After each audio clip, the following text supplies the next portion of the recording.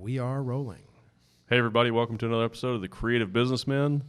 Unfortunately, Daniel can't be here with us today, so it's just me. And I'm really excited about our guest. We have renowned glass artist Jon Kuhn on with us today. Jon, it's great to have you here. If you would, just tell everyone a little about yourself, and we'll go from there. Thank you, Neil.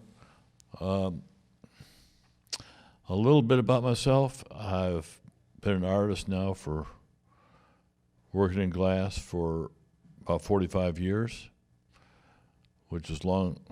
That's a lot of years. It's a big number. Yeah. If you'd have told me at the beginning that that's how long it was going to be, I would never have believed it. Because looking ahead, it's a much bigger number than looking back at it. Well, I've only been alive for 40 years. So. Yeah. That puts everything in perspective, doesn't it? Yeah. But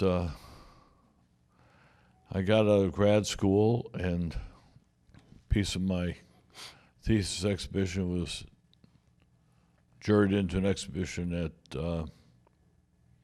Corning Glass Museum called New Glass, which then traveled around the world, and I got picked up by a few galleries. I tried to get teaching jobs, but nobody would hire me, so I didn't know what else to do, so I went out and started a studio, started making some stuff. I've always said that I'm doing this because I wasn't qualified for anything else.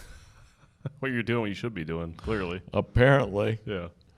So what did you? What was your education? Well, I got a Bachelor of Fine Arts in Ceramics and had a pottery studio for a while. Where was that at? What college? At Washburn University, Topeka, Kansas. Okay. And had a studio there, and then moved to the East Coast because I wanted to go to Virginia Commonwealth and get a further education in furniture design, which I did. And then while I was there, I took glass blowing as an elective and ended up changing majors or changing media from wood to glass.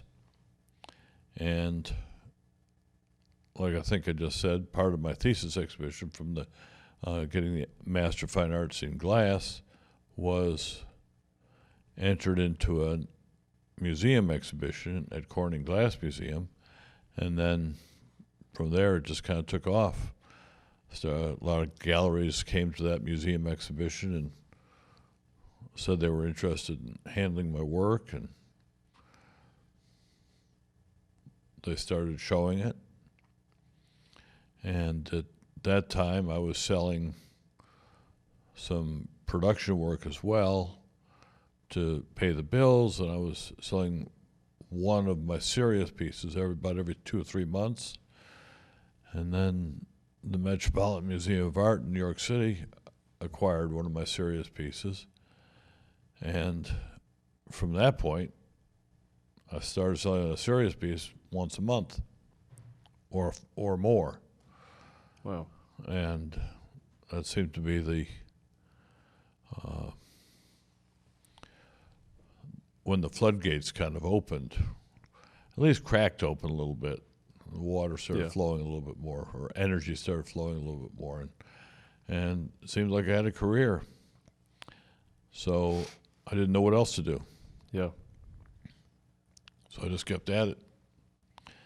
And then some more museums. And what year was that? What was the Metropolitan Museum acquired a piece in 1979. Okay. 1979. And then 1980, the Natural History Museum at the Smithsonian acquired a piece. And then it was several museums over the years, in the first years, and they just all... Now, what year did you start doing the cold glass sculpting? That happened as a gradual transition, happened in 84, 85, 86. Because one day blowing glass, I tore a tendon in my arm. Glass blowing is a very strenuous activity. So I tore a tendon in my arm and then had to have surgery, and it became apparent that glass blowing wasn't something an old man's going to be doing. Right, yeah. So I just decided I had to develop something that I could do when I became old. Yeah. And I'm still looking for that. When I'm going to get old, I mean. Oh, yeah, you're in great shape, man. How old Thank are you? No. Well, I have a 5-year-old son, so you know I got to be young. Yeah, that'll keep you young, I guess. Yeah. Something like that. Or make you old. Yeah. But I'm 72. Yeah, that's incredible. Yeah. I know that you do a pretty strict vitamin regimen and stuff like that, so Got to. it's working. You got to. You got to do Yeah. all kinds of things. The older you get, the more you have to do, the more time and energy you got to spend on feeling good and staying healthy. Yeah, right. And I know with the you're most well known for the cold glass sculpting. I've seen some of your blown glass, which is incredible, also. But Thank the cold sculpting stuff's amazing. Like, it's unbelievable. And I know you're one of the first people in that. I guess one of the first people to do that art form professionally, at least the way you do it. And there's only a handful of people that do what you do. Well, there's nobody doing what I do. Right, yeah, or something But similar. there are others working with cold glass sculptures. David Hutchhausen, Michael Taylor, Bill Carlson, but he's retired now. Some names that come to mind. Tolan Sands, one. Yeah, you told me about him. Tolan Sands, a friend of mine, good friend. Yeah, his stuff's really nice. And everybody has their own look, their own aesthetic, their own, Right, yeah. and they develop their own technologies too. Tolan and I talk about technology fairly often, Okay. and we trade ideas and things, but he definitely has his own aesthetic. So that's nice to be able to share parts of it that we can share Right. and still have our own identities, Yeah, yeah. which is, of course, very important. Well, you're artists, so your work's going to be unique to yourself, I guess. Exactly. Um, Anybody who's copying somebody else, it's not authentic. right, yeah. Now, when did you start? You said it was 84 when you started doing the cold sculpting? Well, about that, I had to move from that studio that I was blowing glass in because I couldn't do the new stuff. And I moved down to North Carolina, moved to Winston-Salem. I had a patron in Greensboro, and she suggested Winston is the place to be. And so I moved there and found a studio that I could live on the top floor, found a building I could have my studio in the basement and live on the top floor. Yep. And that's where I started my first family and was working down there and developing the artwork that I have become known for now. And it just kept growing, just kept evolving. The key was always, what I told myself then, was just to grow a little bit every day. And then at the end of the year, you've grown. As an analogy, if you walk 3 steps every day, at the end of the year, you've walked a mile. Oh, okay, yeah.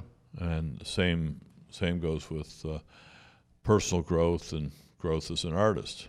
Yeah, I tell people with business to, if you can reinvest everything you can back into the company and just focus on growth, early on, then it'll be more successful. And you've always got to grow, though. It's always, when you stop trying to grow, then you'll go backwards. Yep. Yeah. I always thought about it. If you're not moving forward, you're moving back. Yeah, the fire burns out. Right. Yeah. Right. Just so people have an idea, Jesse, can you pull up Instagram on your laptop up there and go to is it Kuhn Studios on Instagram? I think it's Jon Kuhn Glass. Jon Kuhn Glass. Okay. I'll give it a go. Yeah, see if we find out we're talking, and I just want people to see your work too, because I came across your work and it's amazing. And then I found out you were local, you were North Carolina, and I was like, wow, that's incredible. And some of the pieces you've done are so intricate. I mean, they're massive pieces, and you've got thousands of cuts in this Sometimes glass. millions. Wow, yeah, and it's unbelievable. It's like I really admire intricate work, and I think your work is about as intricate as it could possibly be. Thank you. So I want people to see some of your work. I know when I first saw your work, I was amazed. It's astonishing, like the intricate details. And if you could grab that mic and yeah, there. Details. Yeah, Intricate details. that's it. Yeah, Down? Where? that's good right there. Perfect. How about that? Sounds good. Yeah. Okay. And but you have thousands, or you said even millions of cuts in some of your pieces. Yes. And if explain a little bit about the process of what you like, how you make these pieces.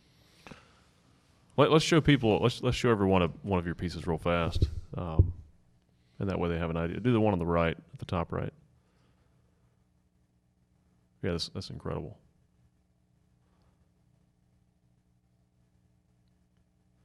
So what's your process to create something like that? In very simplest terms, it's start with lead glass, a lead fluoride glass, and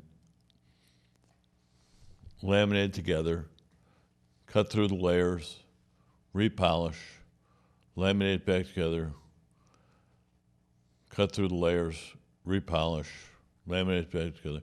So it's cut, grind, polish, laminate. Cut, grind, polish, laminate. And do that several thousand times, tens of thousands of times. Wow. Whatever it takes to get the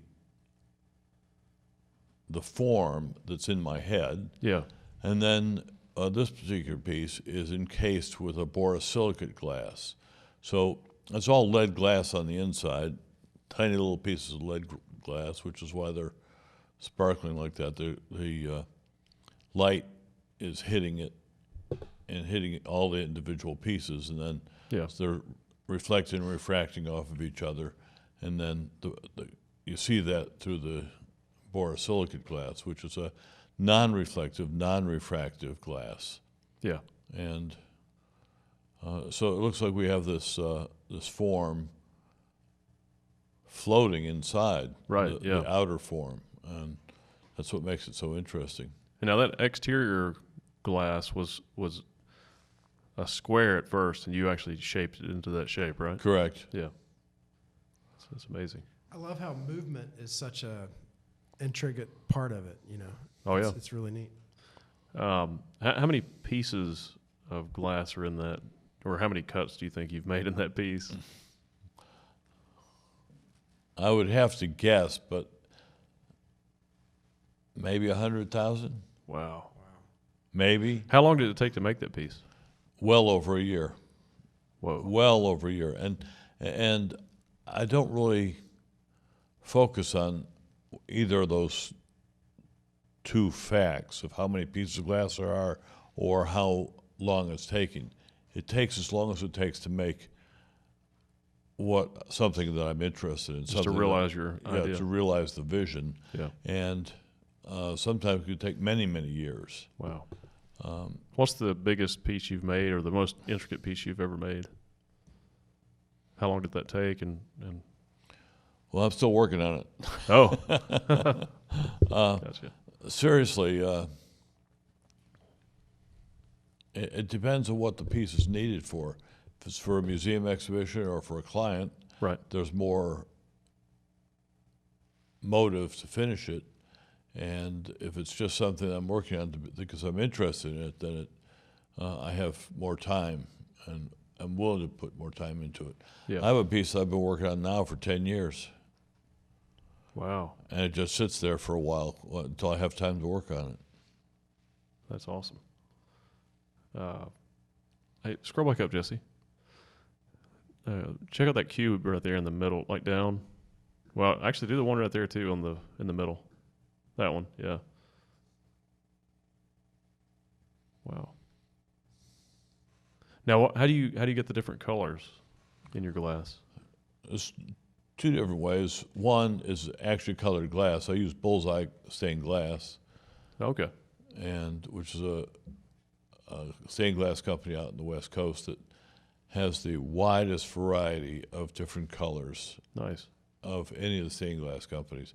They really are the state of the art in different kinds of colors. Right. The range of yellows, for example, the range of reds, the range of oranges and blues, and you just have a full range of all these different things, all these different colors. Yeah. And so I use their colors, and then they do their own creative thing with their own colored glass. So I use their glass as part of it. And then the other part is the lead glass.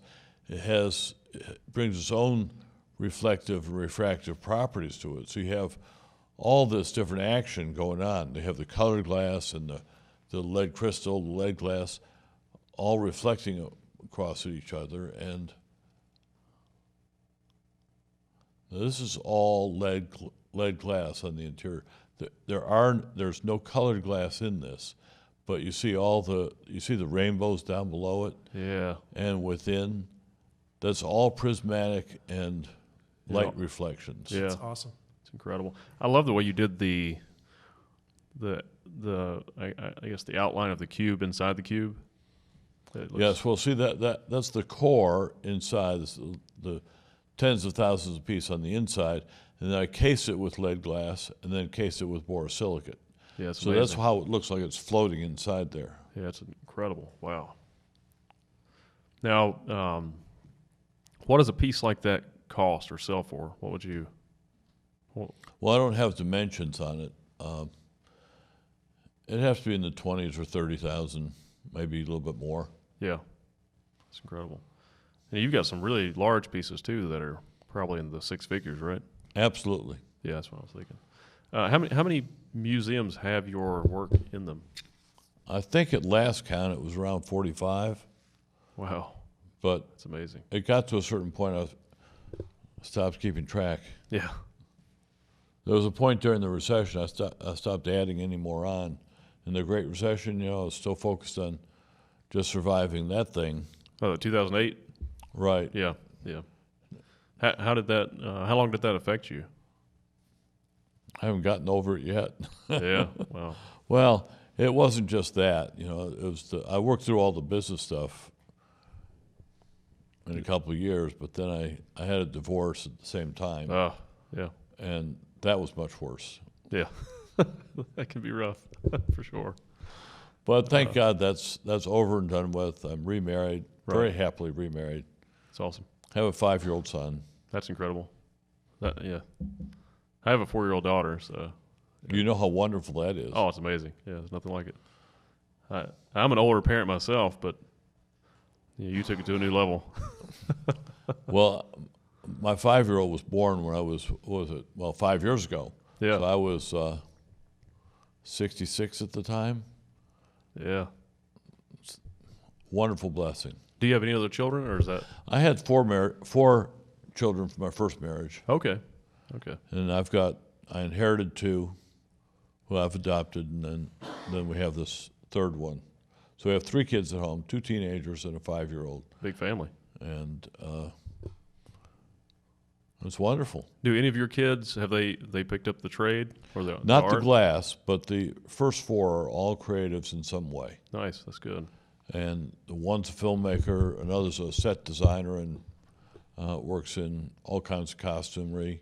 Oh, that's incredible. The third was a musician for a while. He's still kind of searching for where he wants to land. And the fourth one, last I heard, was a poet Oh, okay. and a free spirit. Yeah, well, Which nothing is wrong with good. that. That's good too. Yeah. Well, we all have our predispositions, right? Yes. Check out that piece in the bottom middle. That's like the one at the top, but it has colored glass. No, that's all prismatic. Oh, it is. There's no colored glass in that. Really? Wow. Promise you. That's amazing. Yeah, that's This is beautiful. a different one. This is in the same series. There were 3 pieces in the series, but you see the form's a little bit different. Yeah. I love that. Wow. So all the colors just light refraction. Yes. Wow.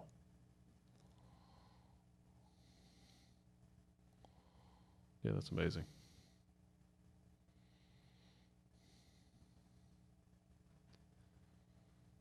So what inspired you to be an artist? When did you know you were an artist? When did I know I was an artist? Oh, I think that's a struggle that I wake up to every morning.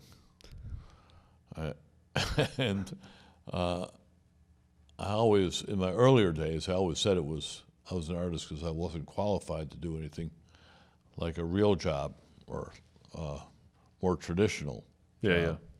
yeah. But I started being an artist when I was a kid, really. Yeah. You know, taking art classes and always drawing and taking art classes at the Art Institute of Chicago. And what's interesting was that at the Art Institute, I was fascinated with the paintings of Georges Seurat. I might have pronounced that wrong. Georges Seurat? Seurat. It's Seurat. Seurat? Seurat. Okay. And he does the pointless painting. So I was really fascinated how he could create forms out of dots of color. And if you look at my work now, that's essentially what I'm doing. I'm a pointless in glass. Right, yeah. That was Yeah. my favorite assignment in painting school, by the way. The pointillism. And I did some pointless drawing in school, in undergrad. I've done some of that, yeah. And I was also fascinated with the mathematical ramifications of that. There was a math teacher in high school who did a printout of what 1,000,000 dots would look like in a computer printout. And I thought that was fascinating, just because a whole new form, a new image was created with something very simple as a dot. Right, yeah, different shades of dots. And this thing on the wall of 1,000,000 dots was something totally different. So essentially, that's one idea that I work with, I've thought about. And Well, you know, the artist Beeple, the digital artist Beeple, he just sold a piece.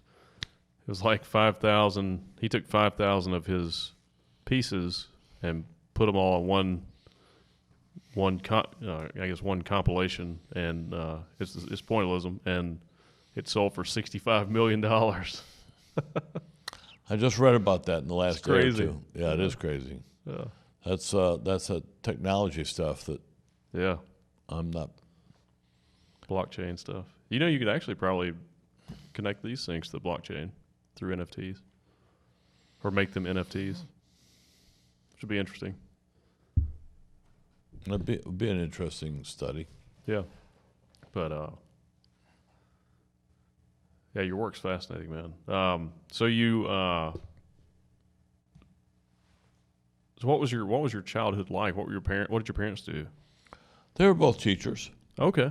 My dad was a college professor. My mother was a grade school teacher and reading specialist, and they just saw that I was artistically adept or talented, I guess. Right. And they kept signing me up for art classes, That's awesome.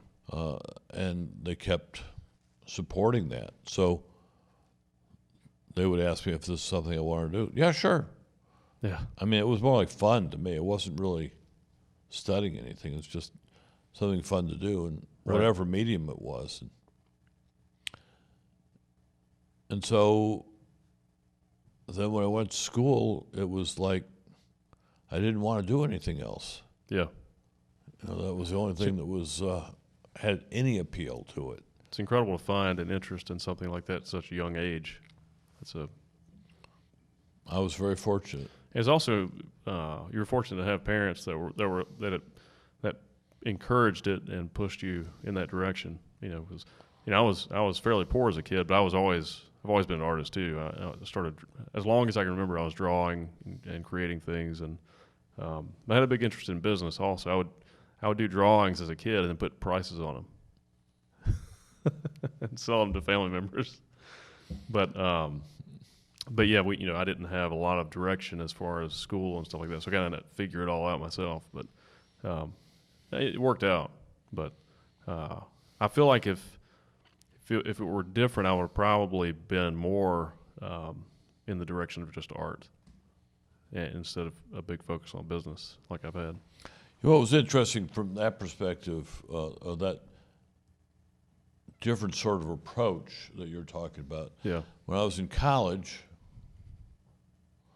I had a math professor who wanted me to follow in her footsteps because I was so good at mathematics. I mean, calculus was like easy. Wow. And I thought about it, and she told me, she said, you'll always get a paycheck by being a math professor. Was your father a math professor?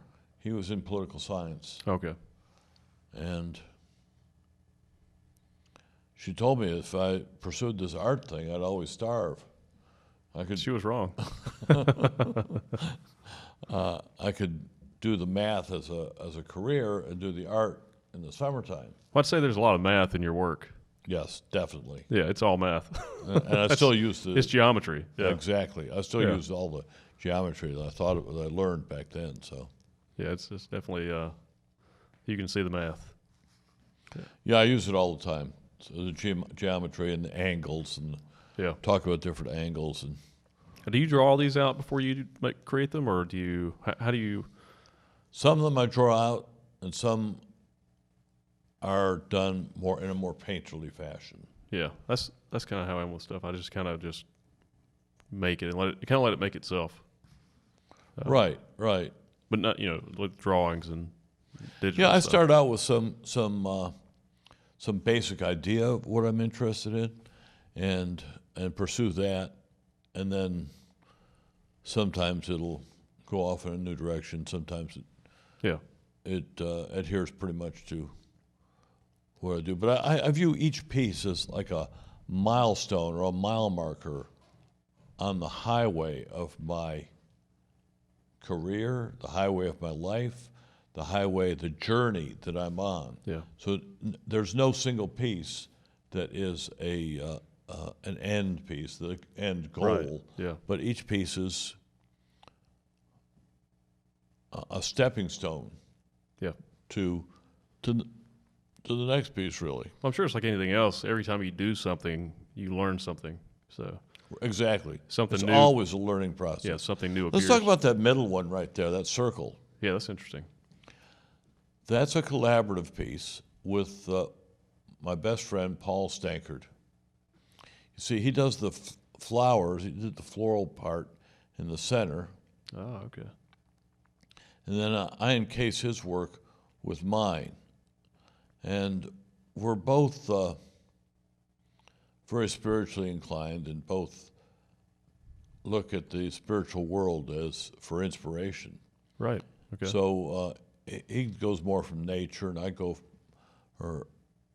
he owns land that he goes out and does research on. Yeah. And I go more to within myself and like meditation, and get my spiritual inspiration there. And so we just combine it. We've been friends for 41 years now. Wow.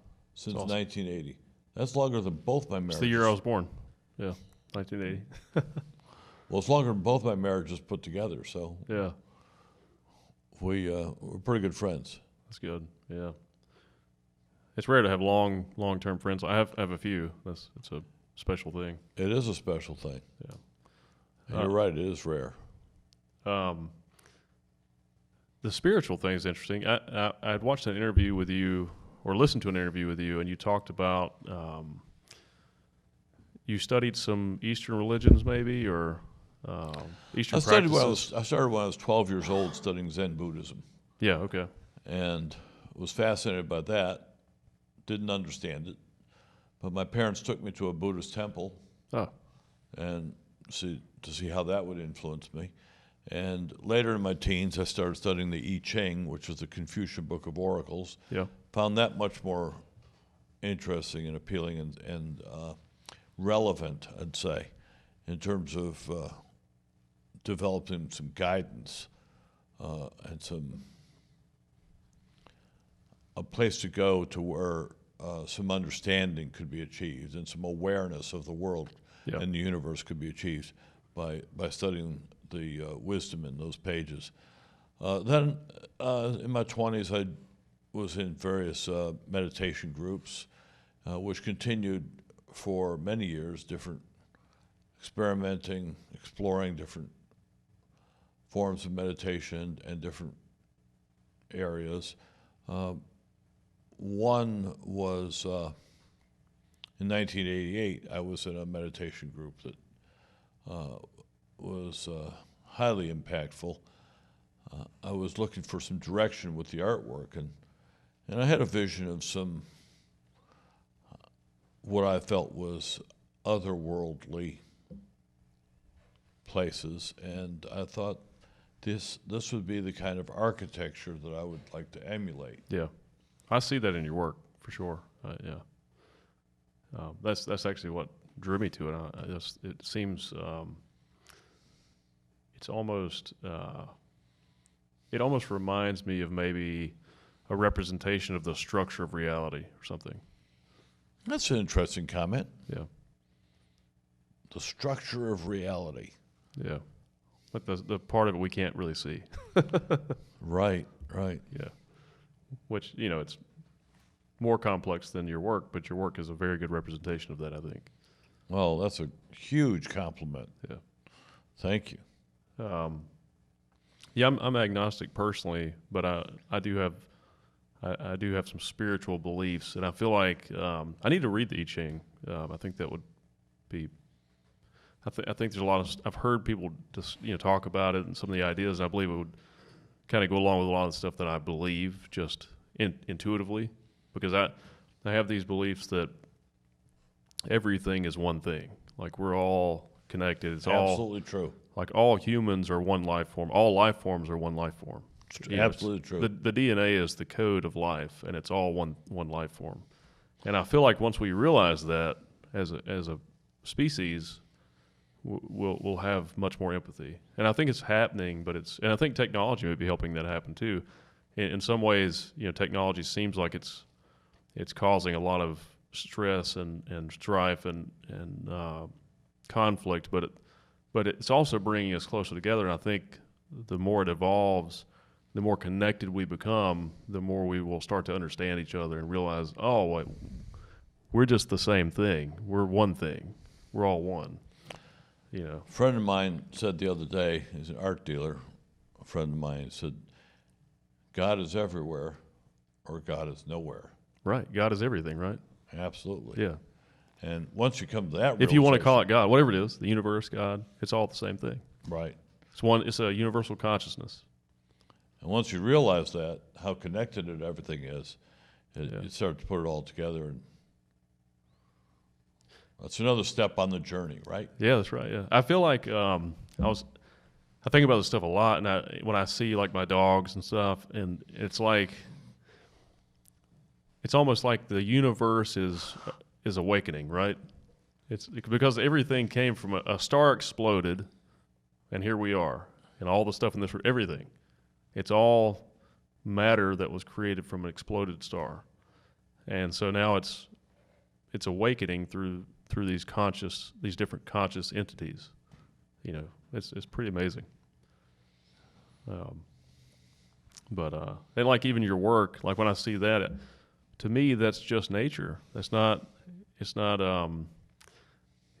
I look at humans as like we're like the most conscious ants on the planet, and we create all this incredible technology and art, and certain individuals, I think, maybe just are able to channel that energy, those ideas better. Like obviously, you're able to articulate those ideas very well in an art form, which is profound. Well, I've been lucky. It shows what you can do with a small amount of talent and a huge amount of hard work. Yeah, Huge. but it's And just perseverance. right. Every day, just going in and plugging away at it, just moving forward one step every day. That's right. Yeah, just keep doing it. How many hours would you spend in your studio, especially early on, doing your work? When I was young and I could actually do this, and I had the studio I had the apartment above the studio. Right. I'd set my alarm clock for 3 a.m. and go down in my boxers or whatever I was wearing, and just to look at the machines that were still running, the polishing machines. I have to say that the fact that you bought a studio with an apartment above it says a lot about your work ethic. You want to be close to your work. I never thought about it that Yeah. way, but yes, you're absolutely right. Not about that it says about my work ethic, but that I wanted to be close to the work. Yeah, it's part of you. So that's incredible. So you would go down at 3 a.m. and work till when? How long? Well, as long as I needed to, and then I'd go back and sleep some more, and then my assistants would get there, and I get down there to work with them, and it all. And I'm sure you get into these flow states where you just get lost in it for hours. Absolutely. Yeah. My wife, right now, my wife says that she can always tell what I'm thinking about design or art or glass or something, because I kind of look away and looking in the distance. And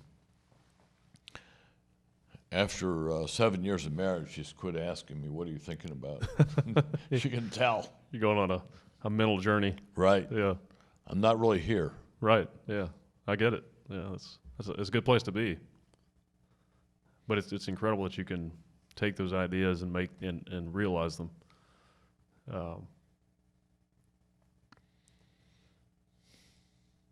What do you do outside of art? Do you have any hobbies or anything that you really enjoy? My family, Yeah. my kids. That's pretty much me. When I'm not working, either doing business stuff or working on some kind of creative project, I spend time with my family, and that's. I don't have time for anything else. I don't either. Yeah, I mean, I work out. I try to take care of my body, so I can Right. keep That's making important stuff. too. Yeah, but That's important too. I've always found that when I was working out, I feel better. yeah, absolutely. And when I don't work out, when I find some excuse, I'll pass today, but I get away with it for a day or two, but then it slowly creeps up, and you get out of the habit, and then the whole thing starts to slide. Well, there's more down. things. There's more things in our body than the things that are actually us. So we're always trying to be. There's always stuff trying to consume us. We're trying to be absorbed by the earth, so we need to fight against that. Absolutely. Like just this morning, yesterday I think it was, I had something to do. I had to be at the lawyer's office, so I didn't have time to exercise in the morning. Oh, So this morning, I made sure I got a few minutes out there with my equipment. That's good. Because I had to get my son to school, yeah. but I wasn't going to let that take precedence.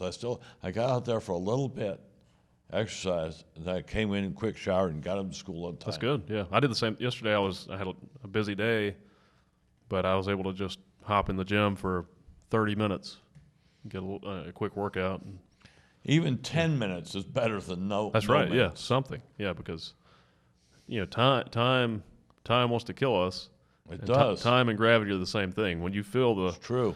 the weight of just your body, it's time holding you down, and that's why time's going to get us. So if we need to work against it, It's the truth. It's the truth. and hopefully science will help us with that too. I heard once that we need 17 minutes a day of real focused exercise. That's the turning point from going down to keeping it maintained. Would you agree with that? 17 minutes? I would say a little more than that. I would probably say at least an hour would be good. Lord have mercy. But I think at the bare minimum, trying to do 30 minutes of some type of resistance training to strengthen your muscles, and then at least 30 minutes of some kind of cardio, even just a good brisk hike or walk, During the pandemic, I started hiking a lot, and I love it because I hate doing cardio. And I'm an amputee also. I lost my right leg. Really? Yeah, below the knee in a motorcycle accident 8 years ago. And so, fortunately, I was in good shape, so I've dealt with it really well. But doing cardio on like an elliptical or a treadmill, it really hurts my leg.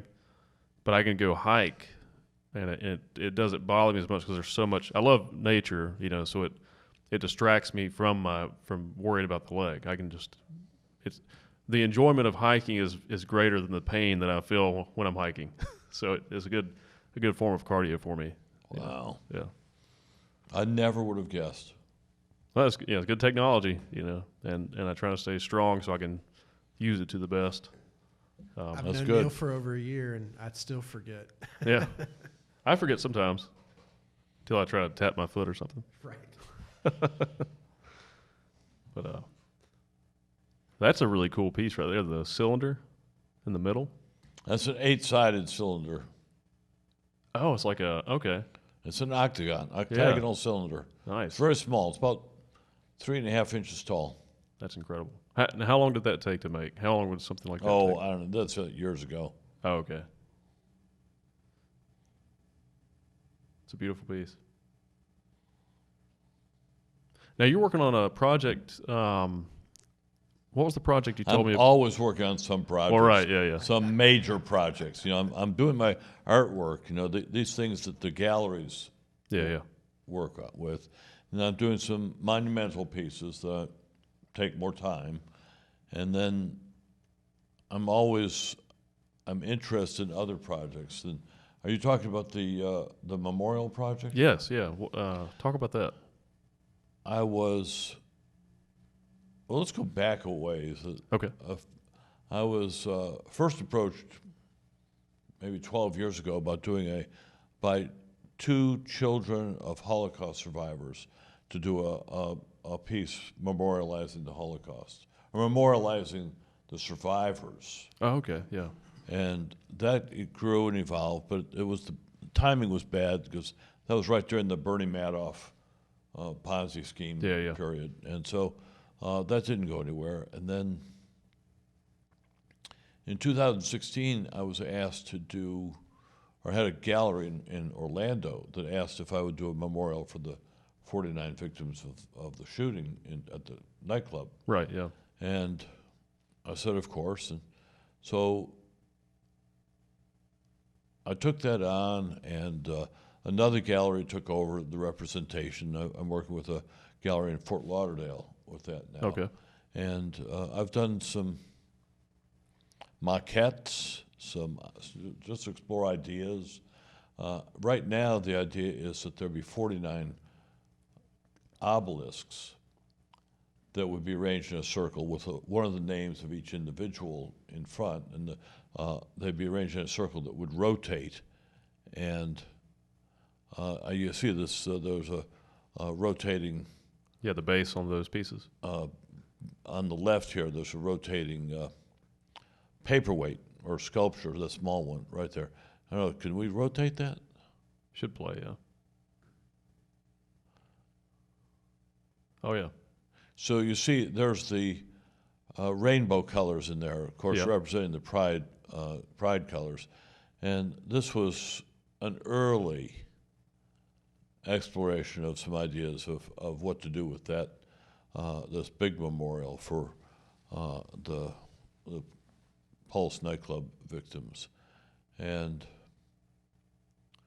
so I'm pursuing that now. I'm pursuing that with this gallery that's representing the project. And he's talking to people at the HRC and different organizations. And of course, the pandemic got in the way. Right, yeah. As it got in the way of everything. Oh, yeah, for sure. Yeah, we're starting to come out of it, which is great. Yes. So that's good. So when do you think that project will be realized? I don't know. Okay. I don't know. It's a beautiful project, though. I mean, how incredible is that for? We're working on it daily. Yeah. And right now we're just working on some small components that would be sold to support. To fund the project. Right, yeah. And also making maquettes. Yeah, because That's a big there's a lot of resources and time that'll go into that project, right? Oh, absolutely. It's phenomenal. It's going to take, I don't know how much glass, maybe a $500,000 worth of glass. Wow. Yeah. And then a couple $1 million worth, in labor.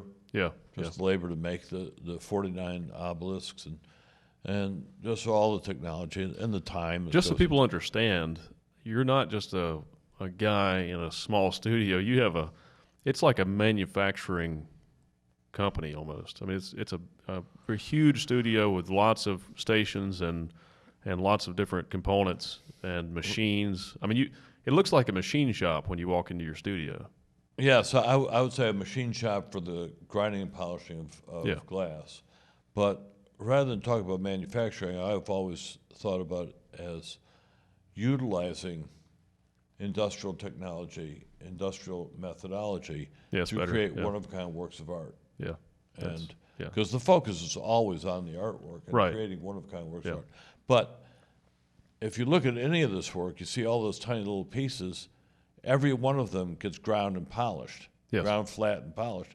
So that requires a technology that is adaptable to doing the same small thing over and over and over again. Yeah. And it goes back to the million dots on a computer printout. Is one dot is nothing, but when you do a million of them, you've created a whole new image. Right. Yeah. With something from something very simple. Now click on that cube right there in the middle. Under that, the one below it.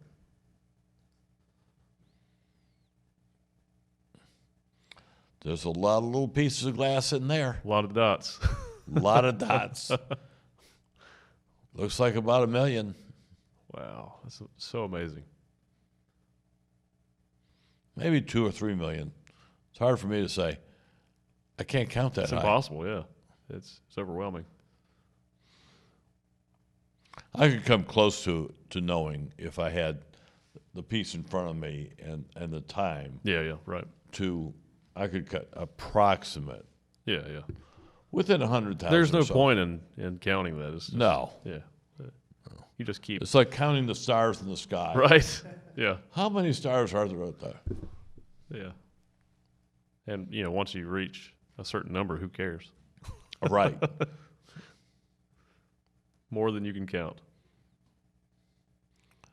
This is early work. That one in the middle is early work. Yeah, it's got bigger pieces. Yeah. Bigger pieces, and they're all 90 degrees to each other. It's still a beautiful piece, though. It's really cool. And I'm sure it looks even cooler when it rotates, too, right? Probably. I really like that one on the left. The red one? Yeah. That's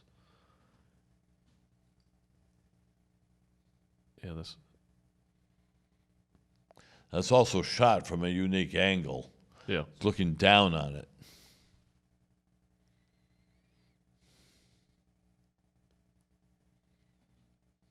It's a cool piece. Thanks.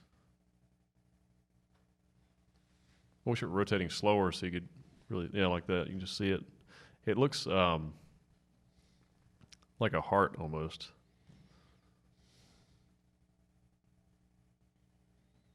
Now that glass is gold too. That's a different type of glass too, right? No, that's just the lighting. Oh, okay. That's still the same glass. Gotcha. So you can use different light to really change the look of the piece too, then. Yes. Yeah. This is one of the good things about glass. I've lost the cursor, if you're wondering. Oh. You've lost the cursor? Yeah. It turns into 4 dropped it? screens to find the cursor.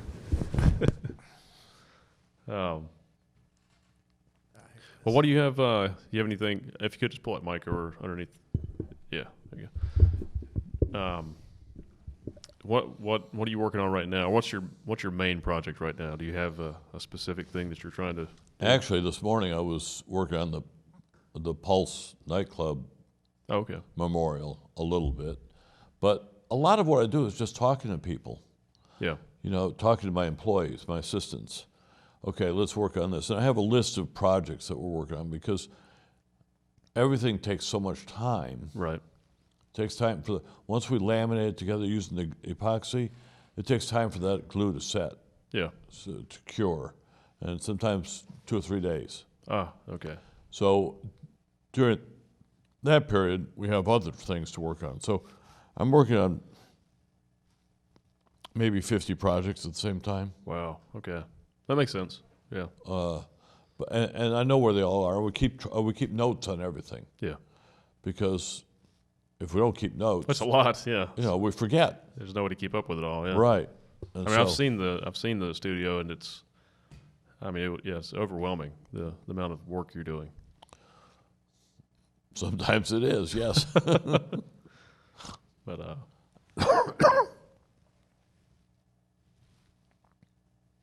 what? How do you feel about retirement? I'm sorry? How do you feel about retirement? I think that's something corporate guys do. I think so too. Yeah. I think that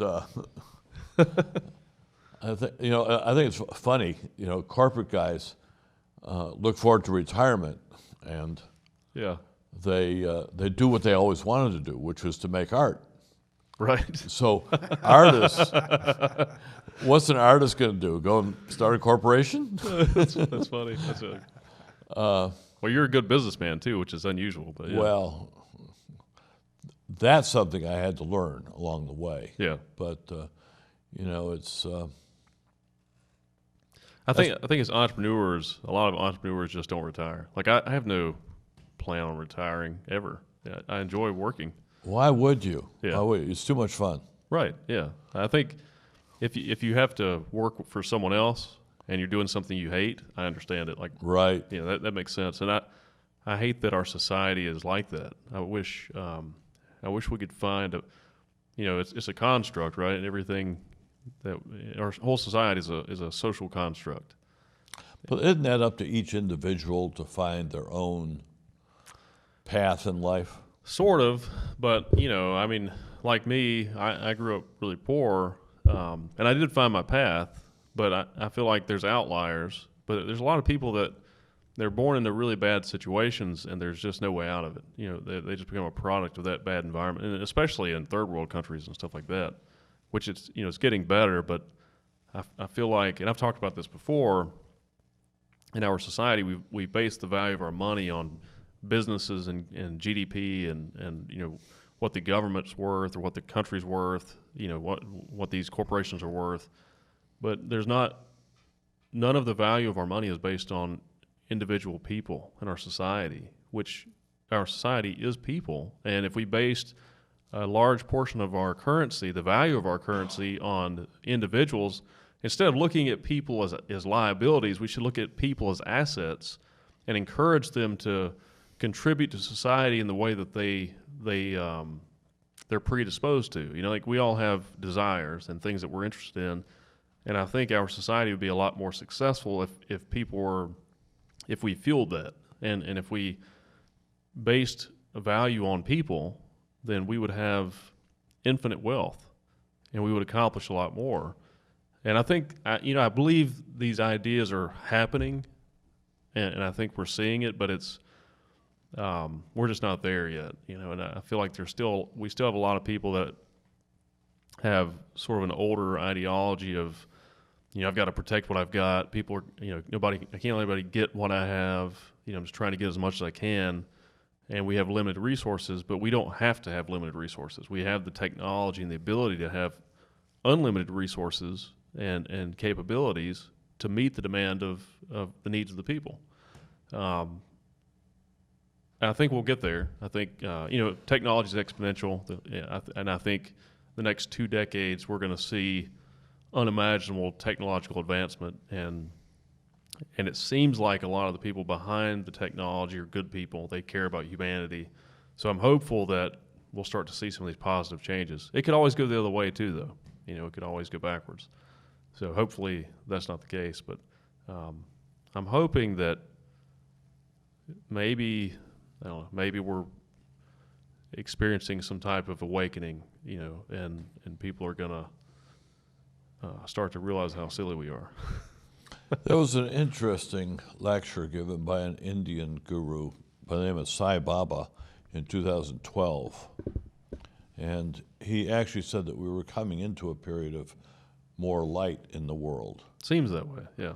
But he likened what was happening, because sometimes it seems like there's more darkness in the world. Yeah, I think we're more aware of the darkness.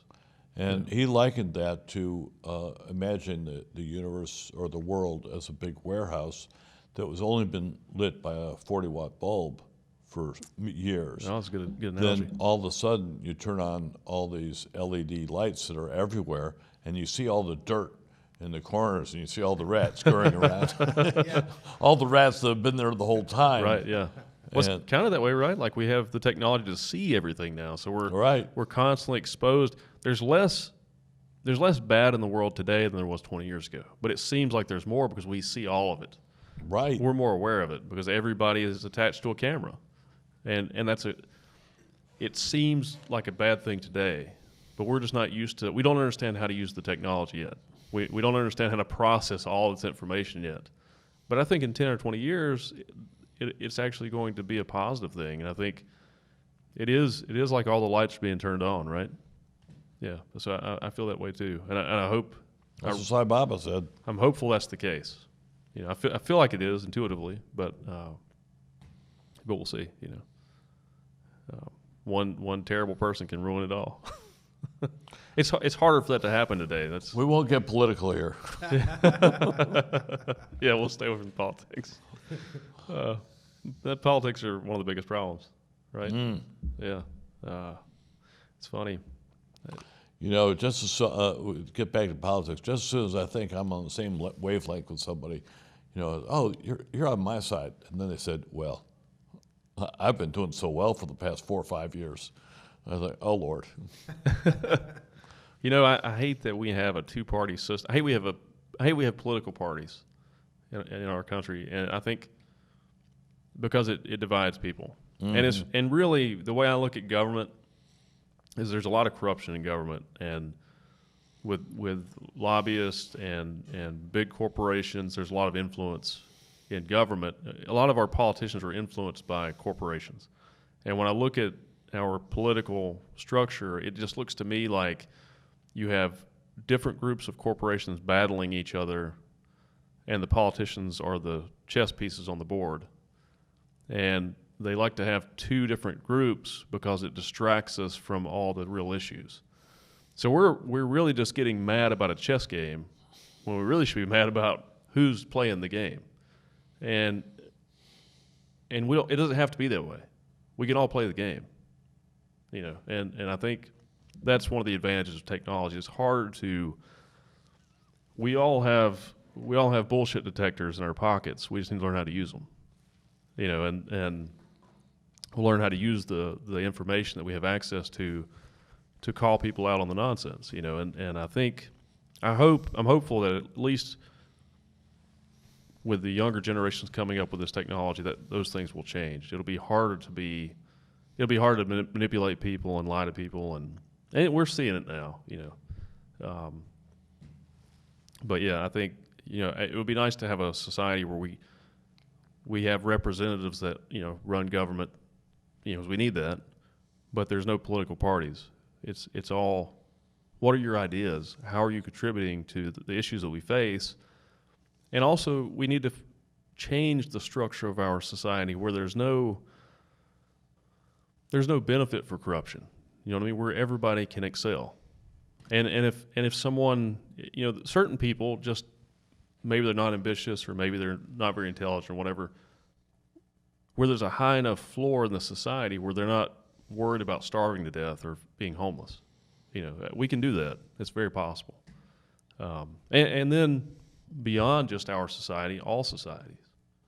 We have issues with immigration. Well, let's figure out how to maybe help that country be a little better so they don't want to immigrate to our country.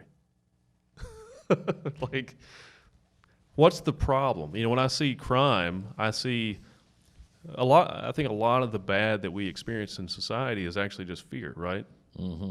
It's not really evil. It's just fear. And when I see people committing crimes, I say, well, okay, that's a bad thing. We have to deal with that person. But what created that person? If that person was a child, where did they come from? What made that person? What created that person? Yeah, what created that problem? I would have to say, why did that person make the choices that they made, that they created this personality that they are now? Right. Or where did they come from? If you have certain areas that have really high crime rates. I understand that, and I understand the bad influences of different areas of our society, but we all have the choices to make. And, That's true. Yeah, but okay, you talk about you came out of a poor family or poor as a child, But but they you made choices Yeah. that brought you to where you are today. That's true. But I will say that I had two parents, not the most functional family, but I had two parents that loved me. So I had love. They cared about me. They did instill some good principles into me, and they were hardworking people. And so I developed good habits and good, I attained good principles good morals and principles from my parents. And so I had some direction, you know what I mean? And also, I understand what you're saying. I had a certain level of ambition that's not normal too. But if you take someone that's from an inner city community and they live at the projects or something, you take someone that maybe doesn't have a father or doesn't know who their father is, maybe their mother is on drugs or has other problems. They're probably on some kind of government aid. They live in a really dangerous community. There's a lot of violence and territorial behavior, gang activity. There's not a lot of options. That child is going to grow up in an environment where the only thing they're trying to do is survive, and they're being taught all these terrible ideas from this community. But there are people with that background who have brought themselves out of it, who've made the different choices in life. That's true, and that's making a difference. It is making a difference, and those people are helping change those communities. But my point is we shouldn't have those communities in our society because the people that do make it out of those communities are very few. It's a tiny percentage of people that are super ambitious, people that are probably more like us that have these big ambitions and this strange drive to keep creating and doing stuff. But I don't think a lot of people have that drive, and they shouldn't be punished for that. They shouldn't have to grow up in that atmosphere or that environment. They don't have to because they're not that different. They're still human beings. They're people. Still children of God. Yeah, they're just people. They're still brothers and sisters. Yes, we're all brothers and sisters. Right. Yeah, I think we're all the same thing. So, right. And I think in those situations, a lot of those people, they'll never realize their potentials. They'll never be able to figure out what they're good at. Right. Yeah, and it doesn't have to be that way. That's my point. I think there's a lot of. I've known some people from really bad backgrounds that had terrible behaviors, but were really talented people, and they just didn't have the direction to. It's like there was nothing to harness that talent. And I know two people in particular that come to mind immediately. Super talented guys, and really intelligent, and just no direction. They just crazy, chaotic life, and they're both dead now. One guy died. He was probably 29 or 30, and the other one was 36. And it's tragic, such a loss. And if they had a different childhood, they had more direction, they had better, just more direction, and they had better principles instilled in them as children. When you're a child, you're more malleable, and you. I don't know. It's like a tree. If a tree, once it grows to a certain height, you can't bend it anymore. It's a solid. This goes back to an earlier comment you made. You told me you were agnostic. Well, I'm not. I would say I believe in God, but not in religion. That's fine. It's still spiritual. Yeah. So to me, that's where it all comes back to. Right. And an individual has to get to the point where they turn to that within themselves. Right. And if they don't, because of whatever influences they want to focus on, there are some beliefs, some systems, some people in the world that believe that the soul is eternal. Yeah. And keeps coming back in this world as a learning experience. Oh, it's possible. Yeah. And they call it reincarnation. Yeah. So if that's a way of looking at it, so maybe these individuals that you knew didn't learn it all, or what they needed to in this lifetime. Well, they got another chance next time around. Well, like I feel like consciousness may be eternal. And Well, and I didn't think- Einstein discover that? E equals mc squared. Energy is eternal. Energy just transforms into another kind of energy. Yeah, there's never no information is lost. Right. Right. That's So true. same with the soul. The soul is energy. We are energy. Yeah, that's true. Everything's energy. Yeah. Right. Particles So are just energy. They're just We never, this body may disappear, but the energy keeps going. I'm hopeful that the experience keeps going too, but who knows? I think so. I think it does too. I feel like it, for some, intuitively, I feel like the consciousness experience continues, and I feel like eventually it'll reach a point where it's all one consciousness, where we're all connected and we're all self-aware. And I think we're a few years away from that one. I think so. Yeah, I think that's a long ways down the line. But here's an interesting thought, and I've talked about this before on here.